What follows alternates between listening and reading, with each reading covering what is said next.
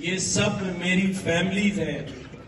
और जब बड़े बड़े सियासतदान अपने बच्चों के हाथ में झंडा नहीं देते बल्कि लंदन का टिकट देते हैं, सभी के बच्चे बाहर पढ़ते हैं, तो फिर हम इनके हाथ में क्यों झंडा दें और क्यों इनको बसों में भर के लाएं और क्यों इनसे झूठे वादे करें?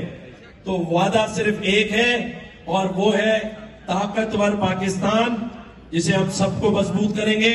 कराची से शुरू होगा और उसके बाद 50,000 बच्चों को आईटी के कोर्सेज, ताकि वो अपने पैरों पे खड़े हों।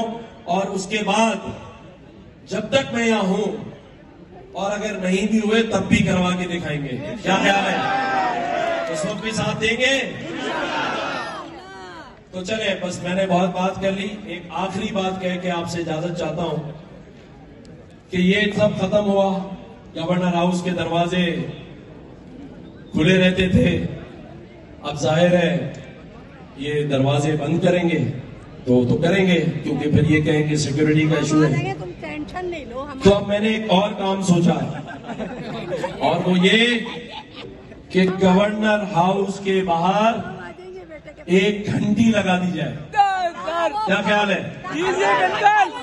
जो रात में 12 से लेके सुबह 7 तक मेरे कमरे के बाहर उसकी आवाज आएगी, हाथों में आएगा, तो ये खुद ब खुद अमीर हो जाएगा। अच्छा, यहां सारे इतने लोग बैठे हैं, मैं सिर्फ 2 बात करूंगा, फिर मेरे इंतहाई जिसे दिलो जान से करीब मेरे दोस्त, मेरा भाई अमजद साबरी, जो हम सबको गमगीन और रोता छोड़ गया, उनके फर्जंद मुजद्दिद भाई, मेरा इनके साथ इनके वालिद की वजह से एक रूहानी रिश्ता भी है। मैं नहीं चाहता कि मैं इनके और आपके दरमियान कोई रुकावट बनूं, क्योंकि उसके बाद फिर हमारे पास अफजल साबरी भाई भी मौजूद हैं। तो 2-3 बातें मैं सिर्फ करता हूं। पहला सवाल, क्या सबको रोजगार के इतने अच्छे मौके हासिल हैं कि हर महीने 1 और 2 लाख की बचत हो जाती है? हासिल है? जोर से बताओ, है या नहीं?